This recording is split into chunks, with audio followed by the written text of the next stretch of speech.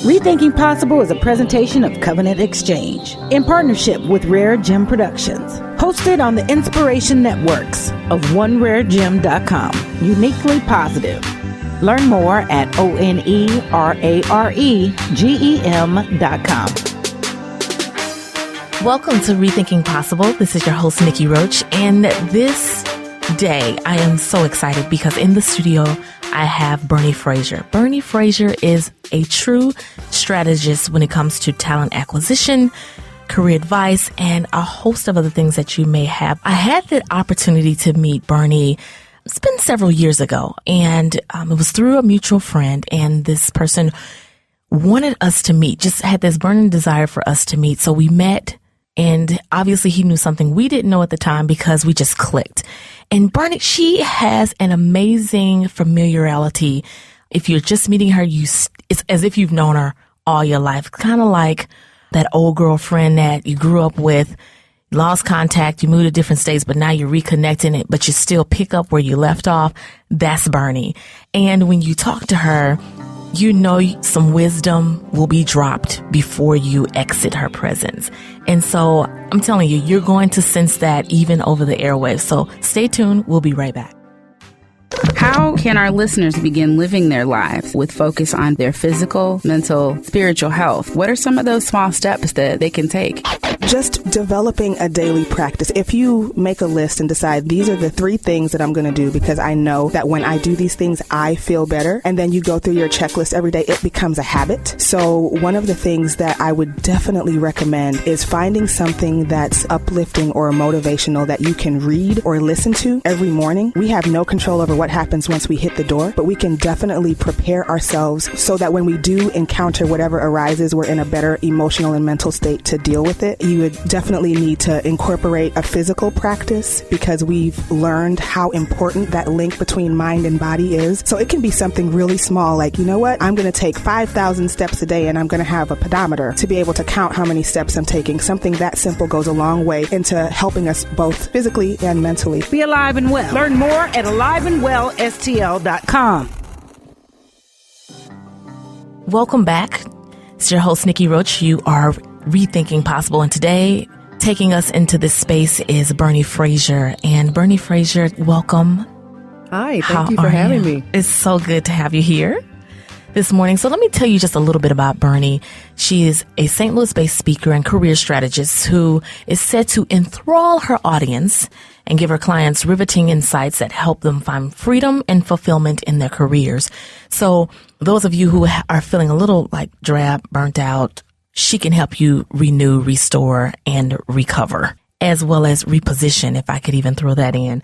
And while she is known for her tell it like it is style, which is very true, Bernie has received countless offers of praise for her ability to identify the heart of the matter and move her audiences into effective action. And she has a knack for breaking down information in a way that anybody can understand what's being said. With 25 years of corporate leadership, speaking, people management, training, and coaching experience, she is uniquely positioned to offer guidance to those who are speaking to break through challenges that are holding them back. And I can go on and on about some things about Bernie, but I am just excited to jump right in. So I'm not going to read all of it. I'm going to tell our listeners towards the end, we'll let them know how they can go and learn more about you. Yes, she's educated. Yes, she's certified, all that different stuff that you want to know. And she's absolutely beautiful. Welcome. Oh, my goodness. I don't even know what to say after that. Thank you. How much do I owe you? Nothing at all. Just this moment, this stolen moment right here that I get to kind of pin you down and learn and pick into this amazing brain mindset of yours. I'm honored to be here. Thank you for having me. Yeah. So I have such admiration for your career path because you have had leadership with some of the most elite organizations here in St. Louis. And then you had the nerve to take a risk, jump out, do some things on your own. So let's just start with risk taking. Let's just start there. Because that's when I think of you, that's what I think. Oh, wow. Risk taking. Yeah. Tell her, what do you think about risk taking? You know, I think for many people, it's necessary. I think it's probably necessary for all people, but not everyone realizes that or will admit it or has enough nerve to face it. But if you look at the history of the world, we would not have nearly as many advances. We wouldn't be as progressed as we are if somebody in the past, and a lot of somebodies, had not taken chances. Back to, the biblical days, and if you're not a Christian, whatever you believe, if you look at any time, any place in history, people took risk. Yeah, but okay, think back. Let's walk back to when you were in corporate. You were in leadership. That's comfort, honey. For real, that's comfort. The money is, that's for sure. So tell us, when you were in that space, what was good? Because you mentioned the money, but what was good? Because that comfort is paralyzing. It is. It really can be. I think probably the number one thing for most people is that steady paycheck and benefits. I laugh with friends nowadays, and I said, if you meet a man nowadays, Benz used to stand for how many Benjamins he had. Now it's do you have benefits? Oh my God. It's the stability, because we live in such an unstable society now, that knowing that every week, every 2 weeks, once a month, that check is going to be in your account so that you can pay those bills one more month, or that you'll have the benefits, it's very alluring. It's a drug. And, so certainly, income, and especially if you made a good income, that's a big one. But I think for me, that was certainly part of it. And it was when you know your job. Now we all want challenges. We want to grow and change and strive, or at least most people do. But there is a comfort in the familiarity of your work. When okay, even in the next assignment, well, I've got a good enough foundation that I can use that to build on something new. And I think it's the stability, it's the security, it's the comfort nowadays that plays out in all those fashions. It's the evil we know. I know my coworkers. I know the ones I like, the ones I don't like. I know who I need to watch out for. I know what to say, what not to say. I know where all the political landmines are. And again, it's just that security of knowing. So you have the security of knowing, and for you decide to release it, let it all go. Yes. When did you know that it was time to quit? Because we can stay a little longer than we need to, but you have such a unique story of being in a very desirable space. And then you took a risk, quit, announced that you were launching your own company, CAREERCompass LLC, which we'll dive into it shortly. But how did you know when it was time to quit and to walk away, to take that risk? I wish it was as nice and neatly packaged as I would like to tell people it is. And when I look back on it, I waited probably years longer than I should have. Okay. Because it's the drug of security. I was going to ask, so why do you say longer than you should have? It is because I think in my early 30s, I started asking the questions of, okay, this is okay, but I'm not feeling that fulfillment in my soul. Okay. And if I'm not feeling the fulfillment, then what's going to fill it up? And by the time I started realizing what it was, it still took me several years to step out. And it was interesting because a big part of my business is coaching. I had been doing coaching for years. I just hadn't solidified it in terms of a business. Okay. And when I realized that, you're putting the time in, but you're not getting the reward out of it. And I decided, the clock is moving forward on life. You're not getting younger. And if you're ever going to do this, it would probably be easier to do it now than to wait another 10 years when your body is 10 years older, your brain is 10 years older, your energy has been zapped by another 10 years. And I decided I need to seriously look at doing it. So even when I started my business, I started it while I was working full time. Ah, okay. To, test the waters and see. And I had the luxury of, because of the type of business I had, I didn't have a retail space. So I didn't have set hours I had to keep. I didn't have all of the overhead. I could do it out of my home. And I did that. And I'll be honest with you. I think sometimes when you are doing that thing that you feel you're supposed to be doing, but you're not stepping the way you need to, life will create discomfort and almost force you sometimes to make that choice. And I think I hit a situation where I went, you know what? You're at the fork. And you're either going to choose to continue down this path, or you're going to walk the talk And you're going to take that step and you're going to give it a try. And for me, I had to do it. I made a commitment to myself a number of years ago that I would not celebrate my 80th birthday with regrets for things I didn't do. Oh, wow. And I knew if I didn't at least try it, that I would be sitting there 80 years old with this regret, and I just couldn't live with it. Wow. So then you just leave, you pack up.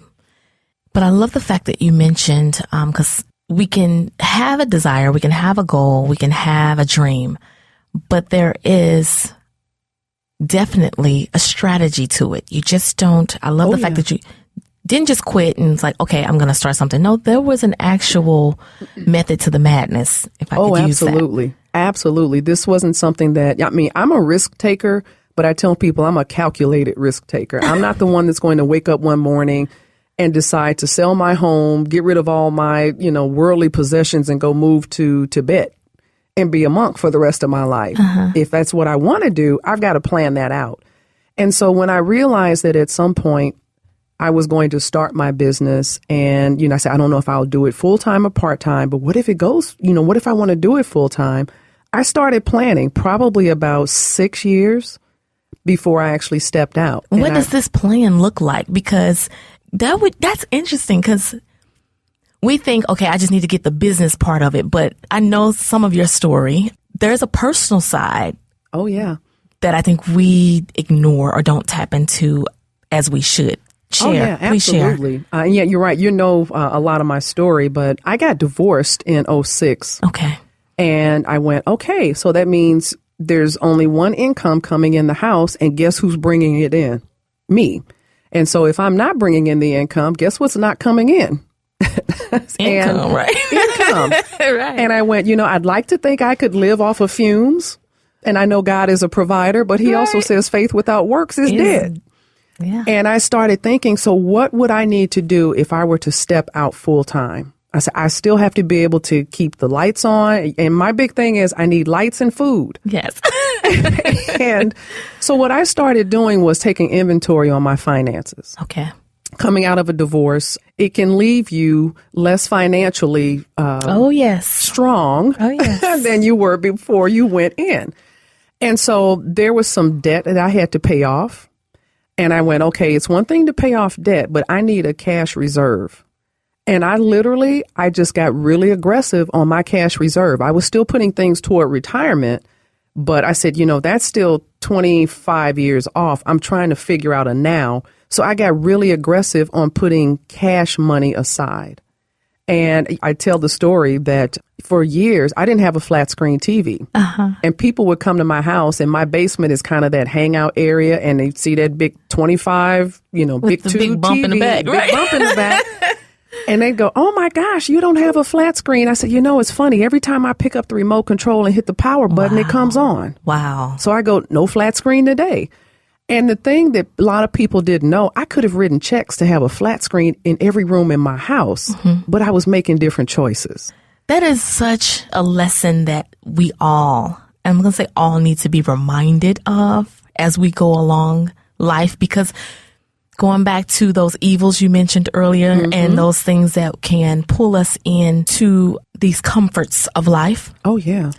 Will literally distract us from purpose if we're not careful, is what I'm hearing. It's way too easy. We have all of these messages coming to us from the media, from family, from friends, from ourselves, that this is how we should be doing things. This is how we should be living. These are the choices we should make. But my question is always, who's saying that? Yeah. Oh, yeah. Are you listening to the whims of other people and maybe even the limitations of other people, or are you listening to what is in you? And who is they? Who is that? Right. Thank you. Because we try to live up to these expectations of people that we don't even know exist, or again, who is that? Yeah. Life, you either have to direct the traffic of it or someone else will. And when other people are directing your traffic, I'm going to ask the Dr. Phil question. How's that working for you? Right. Are you happy? Right. Are you getting out of it what you want? Or is everybody else happy because you're living within the same limitation that they've chosen to live in? Right. And then those people aren't even happy themselves. They aren't happy themselves, and they can't see somebody else starting to outpace them in the marathon. Oh, my God, yes. And now we have a whole nother it, issue, right? Yeah, we have a whole nother issue, and it's the case. You know, I had people who, my car is, I am very proud to say, she is 11 and a half years old, and I tell her every week, I know you have another 100,000 miles in you. Because I like not having a car note. Oh, my God. That's a burden I don't have to deal with. And, you know, I had people, you know, I was making good money, and they would say, so when are you going to buy a new car? I say, when you pay for it. Right. So it's a sacrifice is what I'm hearing. It's a sacrifice. To get where you want to be, to have been able to make that switch from working for to now employing those who work for you, it comes with a sacrifice. It comes with a sacrifice. And, you know, it's interesting, even as I work with clients and we talk about things with their career and, you know, they go, well, I want to do this and I really want to do this. And I go, okay, I'm like, you know, some things are really hard to transition into. I say, but they're never impossible. It's how bad do you want it? Exactly. So even with that, for me, one thing I had to discipline myself on is not being always so quick to be in the know of current events. Like there are certain current events I need to know. So I learned what emails or what news sources I need to receive, and I scan those in the morning. But at night, once I get off of the clock and I'm done working, there is a period of time when usually most of us, we stop and plant ourselves on a couch, that favorite couch, that chair, and we watch TV, and most of it is reality TV. But I'm like, do you know, the more I sit, I'm paying them and making sure their dreams come true. Yes. So my thing is, with that time, I had to slowly discipline myself. No, take this time and work on what your dreams are. And it's hard because when everybody else is talking about what happened last night on the different shows, it's like, you know what? I DVR'd it. I'm not going to talk to you about it. Catch me this Saturday. So Saturdays I binge on the DVR to catch up. But again, those sacrifices, and you get off track. I've been off track, you know, these past few weeks because I'm on a somewhat personal vacation from working so hard. And that's a beautiful thing. But I understand I need to get back on it. And I'm not just that, but it's so many other different disciplines. Anything else that was like a highlight of a sacrifice or what you would consider something to better position you to be successful with your business? Oh, you know, you mentioned it. It's time. Yeah. Okay. Because remember, I started my business while I was working full time. And I did not have an easy boss. He was demanding. And there were days that, you know, it was all I could do was to leave work and drive home. And I go, oh, God, I have a client meeting. Okay. And you know, you can't go meet with a client who's paying you good money and your energy level is low and you're looking at them like, well, you know, I'd rather be at home in front of the TV watching Scandal. I went, this is part of what I have to do. Or, oh, you know what? You've got that speaking engagement. You've got to get ready for that. And so I couldn't go home because I am a TV junkie. I hate to admit it because I used to be into books. I always tell people, you know, going to college, it killed the leisure book reading because you had all the textbooks. And I've never fully made that transition back. Okay. So to be able to go home and sit on the sofa with a big bowl of popcorn, oh, I love that. But I couldn't do it as much. Yeah. And, you know, I had people that would, they would talk about things they wanted to do. And I'm thinking about somebody in particular who I absolutely would not call the person's name. And, you know, I would talk to this person. I go, but what are you doing to get yourself there? Well, you know, and, you know, I know it's going to take some money. And I said, well, are you putting money aside? Do you have the money? Well, I'm working on it. And this person went out and bought a really expensive automobile. And I'm going, so the thing that you really want to do, you don't have money for that, which will boost your income, help you get closer to all of the flexibility and the career dream you want. But you have enough money to put it into a beautiful vehicle that depreciates every day in value. The moment you sat in it. The moment you sit in it and you start that ignition. And, you know, the response was, well, you know, I like my toys. I said, well, enjoy your toys and realize you're going to be stuck doing the same thing. And then when you leave, you'll have your toys. And does that work for you? And you know what? This has been probably 2.5 years ago. person's still doing the same thing. Wow. But driving in the car. But right? driving in the car. And so we all have things that we are accomplishing. But it's what? And, you know, I have a saying that if I really want to know where your priorities are, I look in one of two places, your calendar and your checkbook. Oh, wow. How you spend your time and how you spend your money will override whatever you say with your mouth. Okay, so I've just been checked. Right on air. I've just been checked. So I'm reading this book on becoming fearless in love, work, and life by Ariana Huffington, who I am studying. She is just amazing to me what she has done. But just read a little bit out of this book. Live in fear is the worst form of insult to our true selves. By having such a low regard for who we are, for our instincts and abilities and worth, we build a cage around ourselves. To prevent others from shutting us down, we end up doing it ourselves. We do it for them. Trapped by our own fears, we then pretend that we're incapable of having what we want, forever waiting for others to give us permission to start living. Pretty soon we start to believe this is the only way. Fearlessness is not the absence of fear, but rather it's the mastery of fear. We will never completely eliminate fear from our lives, but we can definitely get to the point where our fears do not stop us from daring to think new thoughts, try new things, take risks, fail, start again, and be happy. How is it that you have done all of this? In a short matter of time, we won't have time to get into all that, but you have transitioned and done some major things in the city in a short amount of time. Fear, though, how is it that you're challenging? Because I know you're not just, we've had some off the air conversations and it's there. How are you working through that? How are you championing yourself? You know, Despite. there are several things. And one, prayer. And then I pray again. And then when I finish praying, I pray again. But I have pep talks with myself. And I have the put your big girl panties on and keep it moving talks with myself. And I tell people, they say a lot of times you talk to others the way you talk to yourself. And I have found it's true because I take more of a tough love approach with other people, especially when I know or I see more in them. I don't let people off the hook, and I don't do it with myself. And I may still, you know, suck my thumb and pout, but inside I'm stewing on what I've been telling myself. I'm like, you got to get over it.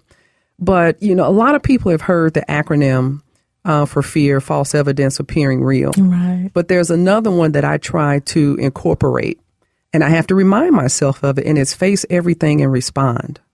Wow. Love it. And so I go, okay, you're going to have to face this. You got to stare it down.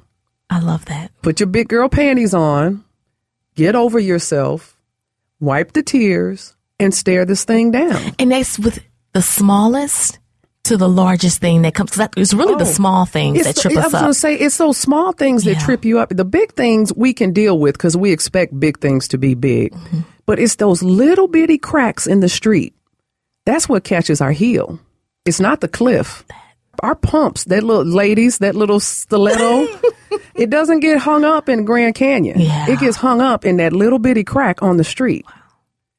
And so that's it. And when you were reading that, I thought of something, and I heard this quote and I posted it on my fan page a week or so ago. And I wanted to read this because it resonated, especially the end for me. And some of it has been a driver for me. But it says, there is something in every one of you that waits and listens for the sound of the genuine in yourself. It is the only true guide you will ever have. And if you cannot hear it, you will all of your life spend your days on the ends of strings that somebody else pulls. Oh, yeah. Oh, yeah. And yes. For me, it's that end part that, you know, as you get older, you learn more about yourself. And one of the things that I learned is I don't like people telling me what to do. Mm-hmm. I don't want you telling. I have a good work ethic. I'm going to get it done. You don't have to worry. I won't miss the deadline. The quality will be there. It'll be within budget. Leave me alone. And that last part resonated for me. I said, I don't want anybody pulling my life strings. Yeah. life strings. Yeah, because your career, your business, your vocation is part of your life. Right. And you spend more time on it than you do with anyone else. Oh my God, and yes. doing anything else. Even with yourself. With yourself. We have, if we get all of the sleep they say we're supposed to, we're going to have 16 to 17 hours awake. You're going to spend, we'll say 30 to 60 minutes getting ready for work or your business. You're going to take 20 to an hour to drive there. You're going to be there working at least 8. Right. And I do underscore at least. Then you have to get back home or go to your next destination, and you might have 3-4 hours after that. Maybe. And you've spent the majority of your awake life engaged in getting ready for your vocation, engaged in it or leaving it. Yeah. And even if it's something that you love, because not everybody is called to entrepreneurship. That's great. No. However, find yourself in a space of purpose. That's what I'm hearing you say. Because again, they get your best hours, whoever they are that you're working with or for. They get the most awake hours. They get all your time. They get more time with you than your family, than your kids, your spouse, your partner, whatever. They get all your good time. Yeah, they get your best hours. Yes, of your life. They get it more. If you add up the time you spend with your family and friends combined, it still does not add up to the time that you might spend with people you can't stand. No, and on the weekends, what are you doing? Running errands, paying bills, right? Doing laundry. Cleaning. Exactly. Yeah. So with all of that, we've had the chance to explore this just a little bit. So we've taken some risk. We've transitioned from corporate to owning our own company, to possibly rethinking some other things along the way, meeting people, doing speaking engagements, doing all this amazing work. But then we still have to battle, especially women of color, with lack of confidence. I knew you were going to say the C word. Lack of confidence is killing us. I deal with it. I have to fight with this probably on a daily basis for one reason or another, regardless what other people see, regardless of what other people say about you and what you may read about yourself, good, bad, or indifferent. It doesn't matter. It could all be good. It still doesn't penetrate self. How is it or that you're dealing with this? But what's your take on this? What wisdom, what raw advice can you give us? You know what? And it's stifling. And I'll tell you, I deal with it every day. Okay. And I got an email from a young lady who heard me on the panel that we did. Rethink Impossible panel, yeah. Yeah, I read that email and I cried because she was talking about your words. They just were and I'm thinking, me? Yeah, okay. I'm thinking, what did I say? Maybe I needed to hear it. Right, because I think you're hitting on exactly where I'm in that same space all the time. And it's sometimes I'm not worthy or I'm not competent. Who am I to say or to do? And you get paralyzed and then someone comes along and shares some information such as that. And you're like, no, I have to do this. Even this moment right now, why I have this opportunity to share your story with all of the listeners, because somebody stopped and said, oh, I needed to hear that. So my thing is, I don't just have that. We all do. We all struggle with that. And a lot of it, it's the self-talk. A lot of it is the messages we get in society. I think some of it is the lack of role models of people that look like us. And, sometimes for me, it's irritating when people say, oh, but there are a lot of women that are doing it. And I'm going, yes, and they're all white women. And not that I want to begrudge them anything, but I need to see people that look like me. It is a difference. It is a difference. We need those messages. And I think a lot of times people diminish the importance of seeing people who've been able to do it. I think it's just the legacy still of slavery in this country that, it's amazing. I can have conversations with Caucasians that I know and, I can know things about them that I'm like, well, she's okay. She does okay. But the stuff they are doing, the stuff they are willing to try. And I'm going, are you kidding me? And I think, Bernie, you really have to expand your thinking. And I think sometimes we have just been conditioned to limited. Well, I don't know. You can't do that. They let me have this. I'm thankful for the crumbs. And let me just go with this and just be grateful with it. And I'm just going to make sure I do all I need to do to keep just this. Yeah. But it reminds me, this is not a inspirational. Well, it is inspirational. It's not a spiritual show. But you remember the story about the men with the talents? Oh, yes. And the one who had the talent went and hid it. That's us. Yes. We don't think. But you know what? And the part that breaks my heart, I think if many of us were given the 5 talents, we'd shrink it down to 1. Yes. And that's like, why? What is it going to take for us to overcome that? You know, I think. Including me, starting with me, because I think part of it is you got to be around like-minded people. Yeah. And I think you have to be around people who are thinking bigger than you. Mm-hmm. Because, you know, a lot of times, and especially in a city like St. Louis, people that move here, it's hard for them to meet and connect with people because St. Louis people tend to hang out with the same people they went to 3rd grade with. Yeah.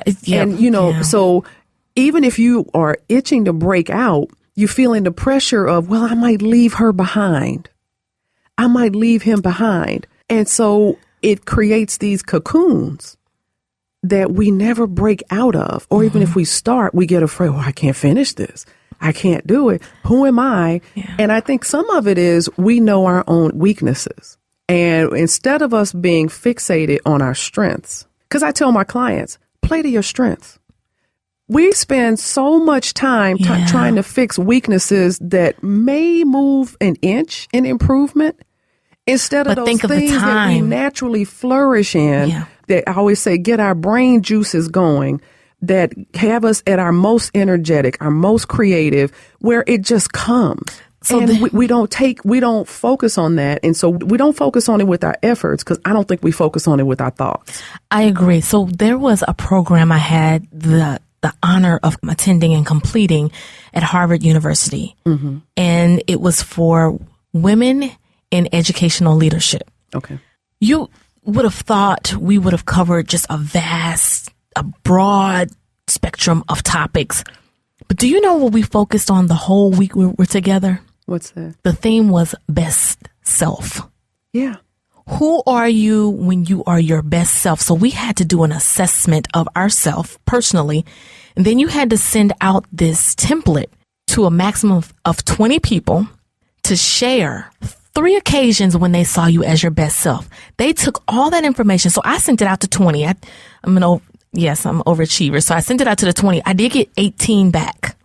They compiled all of that information, and I need to pull this out, and created a book for us. Wow. So that we can read. And they charged us to pull it out at least once a year to remind us of who our best self was and when people saw us. And you were able to go through and pick out themes. And it basically showed you where you should be operating and what you brought to any group that you may have been connected to. Absolutely amazing experience. And you're right. They said the same thing. And I sat through 8 classes taught by Harvard instructors. And basically the theme was you do not focus on your weakness. Mm-hmm. Know what it is. And they said, but don't spend any time on it. Understand what you are best at and when you are best. And stay in that space and continue to keep yourself in that space. Even when you veer off and you get a little distracted or discouraged, lack of confidence, pull yourself back. Mm-hmm. And so, yes, you are so right. It makes a difference, but we do have to be reminded. We do. But that's the power of getting around people who are thinking along those same lines, because you remind each other, you hold each other accountable. Yeah. And it's true. But we live in a society that breeds insecurity. You know, there are industries that make billions of dollars of keeping people in security. Yeah. You know, weight loss and makeup, you know, and hair, just for women alone. And so we get so conditioned to focusing on that. So I'll ask you this. Name one thing that you're naturally good at and one thing that you're not naturally good at. I am naturally good at creating communities. I can bring some people together quickly. Okay, now tell me one thing that you're not naturally good at. I'm going into coaching. It's so much that I can name. No. One thing that I'm not naturally good at would be probably assessment, because that's something I'm trying to work on. Assessment meaning going back, digging out like the numbers, crunching the numbers when it comes to, okay, what were the outcomes? And so gathering all that, doing the research on that part, the assessment part. So I'm going to make it simpler for you. Can you sing? Yeah. Can you draw? No. Okay, so we're going to pick artists, okay? I love this. So you're naturally good at bringing people together, building communities, but you're not very good with the pencil and the paint. So you could take art classes. And I'm going to now. Not just kidding. No, I can take, I get what you're saying. You could take art classes for the next 7 years. You will learn technique. True. You will learn what colors need to go together and the difference between oil and acrylic and when to use it on what canvases. And you will learn all of that. But how good of an artist do you really think you would become? True. Because you're going into the area of giftedness versus talent. Yeah, it's those innate abilities. They're given to us for a reason. Yeah. Now, how you could spend 7 years taking classes 5 days a week, learning all the technique and the dynamics and all of that, and your skill level would improve, but it would never rival somebody who is just in them. Yeah, that's true. And you would have wasted all that time and all that energy when you could have been building communities. And it's something that is Lesson so learned. effortlessly for you. And it's like, why do we spend our time trying to improve in areas where it ain't gonna happen? Yeah. And then I've lost 5 years. 5 years, 7 years to doing something where you could have maybe even cultivated those skills even a little bit more. And it kind of happened for me. And I remember it's been probably 20 years ago now. I never thought of it because, you know, most people in college, you take the public speaking class. And I'm a nervous wreck. I actually got a C in the class. I was just glad to get it over with. So roll the clock forward probably, I think, almost 10 years. And I'm in it was a training session on my job. Now, you know, you have the round tables and you have people at tables and there's a flip chart at every table and you have a facilitator. This lady, the facilitator, you know, she gave us all an assignment. Everyone had to do it at their tables. You know, you write down what the group talks about and then one person reports back to the larger group.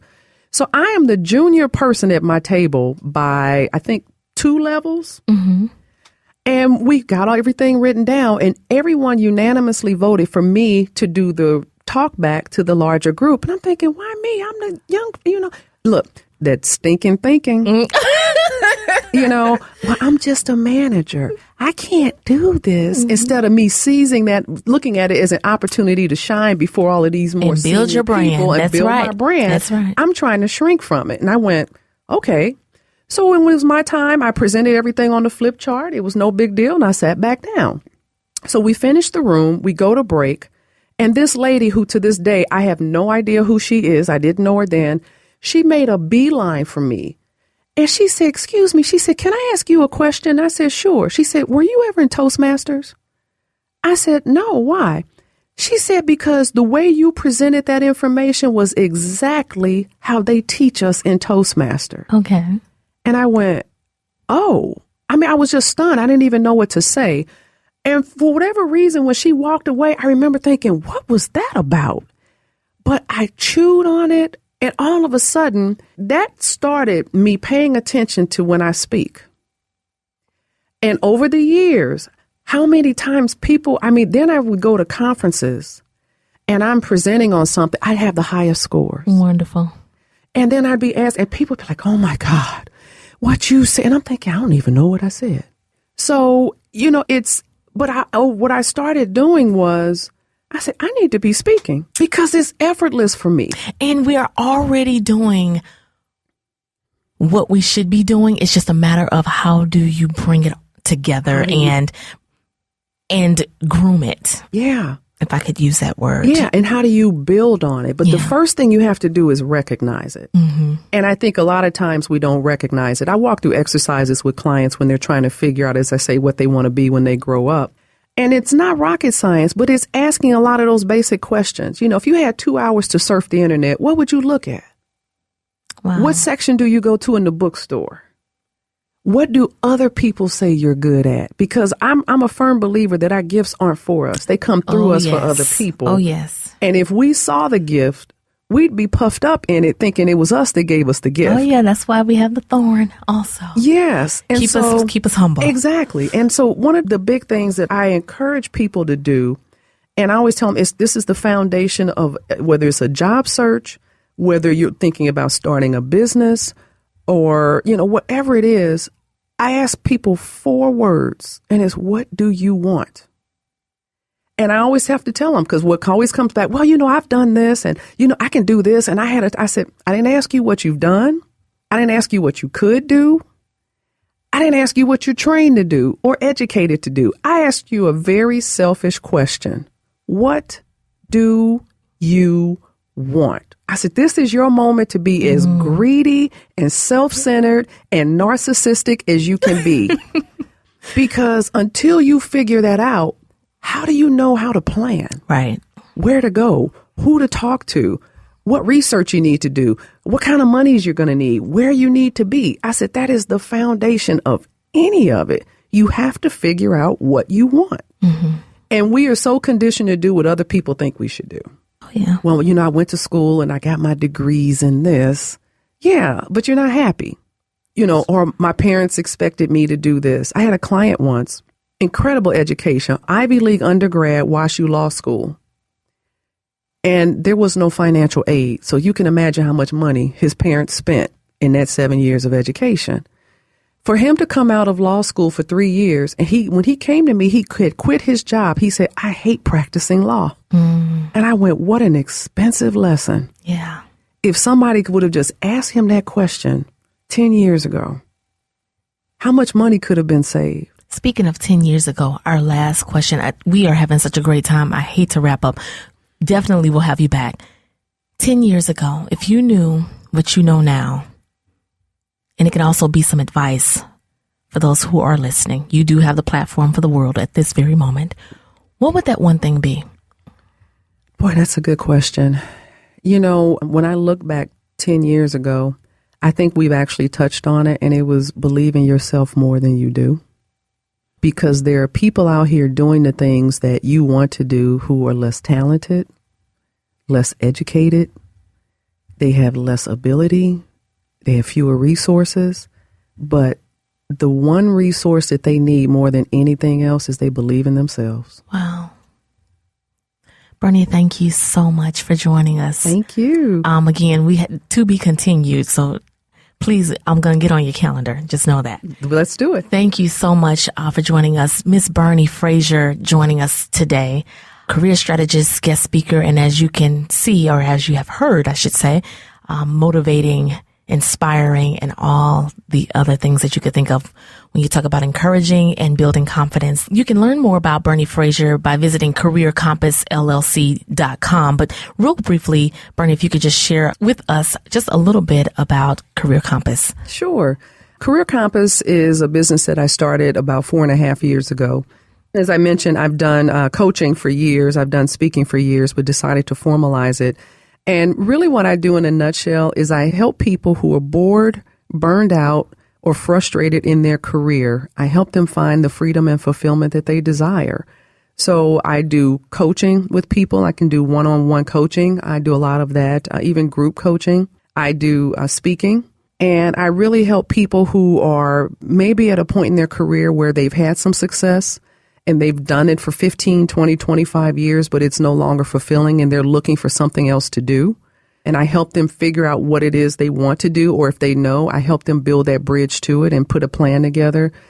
Some people have lost their jobs and they are struggling to find one and they may not know how to do a job search. So I help them with a lot of the job search mechanics as well, or even people who are looking to grow. They're happy where they are, but they want to get to that next level and they're not sure how to actually do it. I help them strategize that so that they can achieve that success. Wonderful. I know you have some social media. If you could share that real quick. Sure. They can follow me on Twitter at B.A. Frazier, Frazier. I have a Facebook fan page. That's where that quote came from. It's just facebook.com/CareerCompass LLC. And I'm also on LinkedIn. Wonderful. Under Bernie Frazier. Okay. Yeah. Make sure you hit her up and get to know her, and maybe she'll drop a little wisdom your way as well. Thank you so much. Thank you. Remember, you already possess everything you need to be successful. It's Nicci Roach. It's a wrap. Show some love. Rethinking Possible is a presentation of Covenant Exchange in partnership with Rare Gem Productions. If you'd like to be on the show or have questions about any of our guests, please visit Nicci Roach at NicciRoach.com, NICCIROACH.com. Rethinking Possible is another positive production of Rare Gem Productions. Thanks for listening.